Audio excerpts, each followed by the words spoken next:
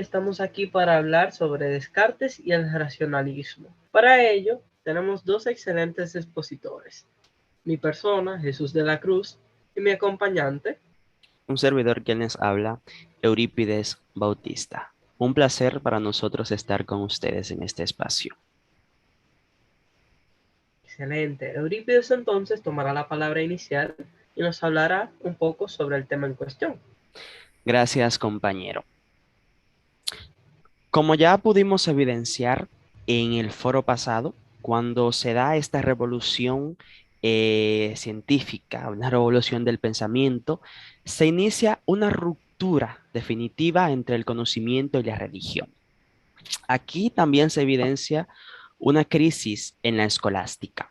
Y todo esto sientan las bases para la separación entre fe y razón. Tenemos que recordar que durante siglos y en esta etapa oscura, la razón fue subordinada a la fe. Pero esto ya iba a cambiar. Todo esto da paso al surgimiento de la filosofía moderna, con el racionalismo a la cabeza. Ya una vez que se independiza la fe, la razón durante la época moderna se enfrenta al problema del conocimiento, que esto dice, es decir, la capacidad de nuestra razón para conocer la realidad.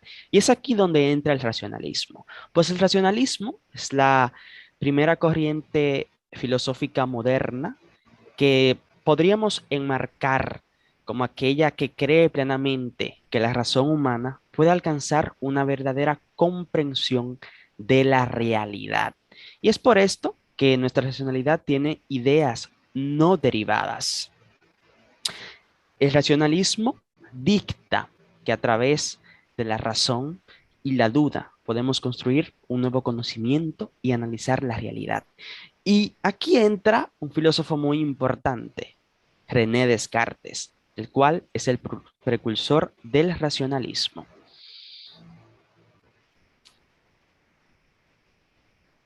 Para entender más el pensamiento de Descartes e introducirnos en esto, tenemos que entender la crítica que él realizaba a Aristóteles y el método que surgió debido a esta crítica.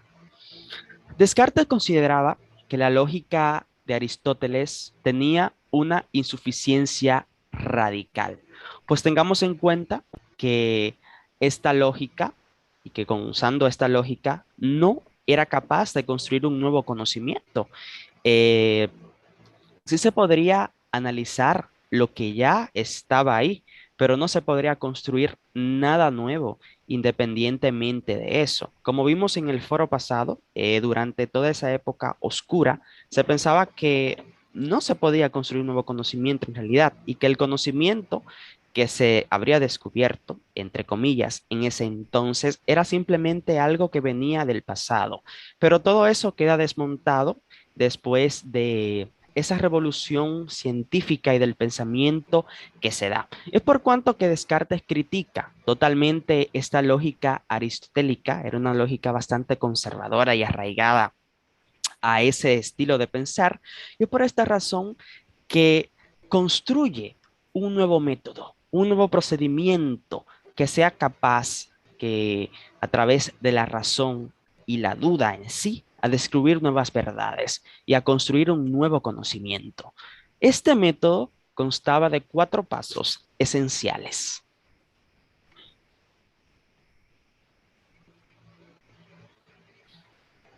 Pues bien,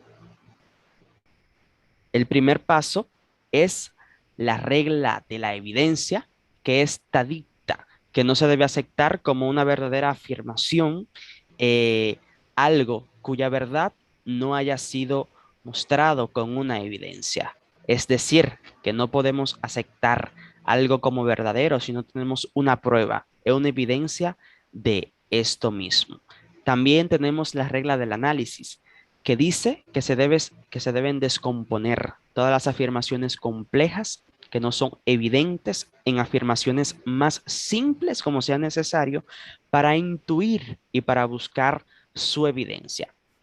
Tenemos las reglas de la síntesis que dicta que se deben volver mediante una cadena de deducciones y usando una relación lógica las afirmaciones simples pasadas que se obtuvieron tras ese análisis, para unirlas en una afirmación más compleja y entenderla. Y tenemos la regla de la enumeración, que esta regla dicta que se deben comprobar de una forma paulatina todos los pasos dados, tanto en el análisis como en la síntesis, para asegurarse de que no se haya cometido ningún error en ellos. Estas cuatro reglas esenciales componen lo que es el método cartesiano, este método que dicta que a través de la razón humana y de la duda podemos construir un nuevo conocimiento. Y la duda es algo muy importante que tenemos que tener en cuenta. Es por eso que mi compañero le hablará de ello. Adelante, Jesús. Bien, muchísimas gracias, Eurípides. Ahora quiero agregar la duda cartesiana. Bien, al Eurípides mencionar todos aquellos pensamientos diferidos a Aristóteles que tuvo el autor Descartes, claro, su obra tiene unas características específicas. Entonces, Descartes parte de la duda como método para evitar caer en el error y aumentar en el conocimiento. La duda es universal, metódica, teorética, hiperbólica y exagerada. Dudar de todo lo que hay, de la existencia de un mundo exterior, de los sentidos y de las matemáticas. Pero lo que no se puede dudar es del acto mismo de dudar. Entonces, hay algo que reside a toda duda, y es que yo particularmente y parcialmente ya estoy dudando. Por lo tanto, hay un sujeto pensante, hay un sujeto que sabe decir y sabe diferir entre lo que está bien y lo que está mal y por qué dudo. Entonces, una mente que piensa, o bueno, vamos a acumularlo en el término el cogito ergo sum, pienso, luego existo, está exento de toda duda posible. Como ya mencionaba mi compañero Eurípides, las cuatro reglas, o bueno, las cuatro reglas del método, vamos a explicar más allá y quiero introducir la duda metódica. Cuando Eurípides hablaba de la regla de las evidencias, exige aplicar la duda metódica. Entonces, es dudar de todos aquellos conocimientos que poseemos y que no son evidentes. El adjetivo metódica, como dice Fernández Viejo en su libro, nos indica que la duda con la que Descartes comienza su filosofía no debe confundirse con la duda de los escépticos, pues estos dudan de todos nuestros conocimientos porque sostienen que nuestra facultad racional es incapaz de alcanzar verdades universales. O sea, yo sé que un lápiz es azul porque yo lo veo delante de mis ojos, entonces yo confirmo que es azul. Pasando al método cartesiano, una esquematización de lo que Eurípides antes nos mencionó, tenemos como cabecera la duda metódica, de la cual ya le hablé. Tenemos de un lado el método seguro para la filosofía, el método de Descartes, buscar la búsqueda de certezas, primera verdad o el cogito, pienso, luego soy. Dentro de las reglas bien especificadas con anterioridad, vemos la regla de las evidencias, el análisis, la síntesis y la comprobación o enumeración. Entonces aquí vemos esto sobre la duda metódica, el yo céntrico, el yo como persona, un yo que utiliza el cogito, pienso, actúo, siento o pienso y luego existo, es algo que debemos de tener fundamental, pues esta es la duda de Descartes. Bien, la primera verdad del cogito es algo que no podríamos dejar dentro de esta presentación, fuera de esta presentación, pues es algo que Descartes acoge en su libro. Esta duda para determinar todas nuestras creencias y saberes. Los escépticos tendrían pues ya la razón de diferir en aquello que consideramos cierto en su momento. Entonces, del término cogito utilizado por Descartes hay que tener en cuenta múltiples cosas. Para Descartes el pensamiento, el latín cogito, es todo aquello que ocurre en el interior de nuestra conciencia. Dígase, dudar, entender, afirmar, negar, querer, etc. Entonces, la verdad, cogito, ergo sum, pienso, luego existo, no es el producto de alguna deducción que Descartes quiso decir, bueno, el cogito, ergo sum es pienso, luego existo, no. Esta evidencia es la evidencia racional, una intuición alcanzada tras la duda metódica, y concluye el primer principio indudable de la filosofía cartesiana.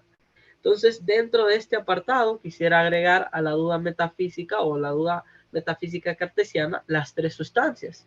Dios, res infinita, sustancia o creador; alma, sustancia creada, atributo esencial del pensamiento; y los cuerpos, o sea, el yo, el atributo esencial o la extensión cumplidor del pensamiento. Entonces, dejo a mi compañero Eurípides con una parte esencial de nuestra exposición: ¿qué soy yo? Gracias, compañero. Pues bien, aquí entramos en el yo. ¿Qué soy yo? Y esto es algo que va muy relacionado con la duda. En las meditaciones de Descartes podemos observar todas las dudas que expresa acerca de las cosas y que hablaba de que no había nada cierto ni que pudiera someterse al carácter de la duda. De ahí el suponer la falsedad de todo y que las cosas nunca han existido. Expresaban las cosas que existen como cosas que no podemos, que nos presenta la memoria. Ya aquí podemos ir viendo cómo inicia aquel pensamiento de que solo soy una cosa que pienso y que lo que se cree que existe simplemente es sueño del espíritu. Descartes decía que tenía la certeza de que él era, o sea, yo soy, pero seguía con dudas y dice que no sabe lo que es. Es decir, yo soy, pero surge la pregunta, ¿qué soy? Descartes hablaba de atributos que tiene el cuerpo y el alma y decía que estos atributos no le pertenecían, no eran parte de él. Igual habló de sentir, como él decía que el cuerpo no existía. También alegó que sin cuerpo no se puede sentir y que había soñado muchas cosas en un espíritu. Según la duda metódica, el simple hecho de dudar nos hace ser algo, puesto que dudar nos hace pensar y para que algo piense debe existir. Y pues por eso Descartes dice, pienso, luego existo. Aquí entra el cogito, como ya mencionó mi compañero anteriormente. Descartes consideraba que el pensamiento era un acto consciente del espíritu, ya que estas cosas ocurrían en el interior del espíritu. Dudar, sentir, entender, todo eso. Y en un término racional, diría que somos una realidad, pero que nuestra sustancia, esencia o naturaleza es pensar. Así que, por eso, se deduce que la razón que decía Descartes, pienso, luego es necesario que existo. Si estoy pensando, estoy existiendo. Yo soy. Un punto Excelente, importante que Eurípides. se debe remarcar es las razones cartesianas para creer en Dios. Y esto mi compañero lo abundará. Adelante, ahora sí. Bien, según Descartes existe Dios, lo cual es perfecto e infinito, conduce al mundo a la perfección. Dios en tres argumentos lo explica el autor Fernández Viejo en su libro, en la página exactamente 112, para aquellos que desean investigar un poco más de ello, con tres argumentos esenciales. El argumento genoseológico, lo vemos o lo definimos, bueno, lo define así el autor, como el hecho que en nuestro pensamiento tenemos la idea de ser perfecto a la perfección infinita, al Dios, pero tal idea no es adventicia, no ha llegado al cogito desde el exterior a través de los sentidos. O sea, aquí no razonamos, aquí no nos sentamos a decir, oh bueno, ¿por qué Dios existe? Es donde entra nuestro segundo argumento de la contingencia cosmológico, y es el hecho de que soy una realidad imperfecta e incontingente, y que por tanto mi existencia depende en una última instancia de la existencia de otro ser superior a mí. Por eso apoya Descartes la existencia de un Dios, pues para la creación de un ser imperfecto como yo, ha de existir un ser perfecto que haya sido el ideador de mi existencia.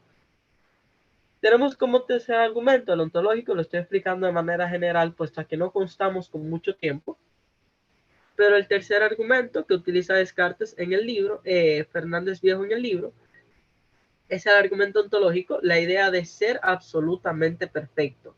Implica necesariamente que el tal ser ha existido o ha de existir, algo que ya les mencioné. Del mismo modo que la idea del triángulo implica que ha de tener tres lados, que la suma de sus ángulos es igual a 180, luego, tal ser perfecto no es tan solo una idea del cogito, no es tan solo algo que podemos poner en duda, sino una realidad existente fuera de la idea del dudar. Bien, entonces esto es, bueno, lo que habla Descartes, según Descartes, la existencia del Dios. Chicos, vamos a llegar a nuestra conclusión debido a que no contamos con mucho tiempo.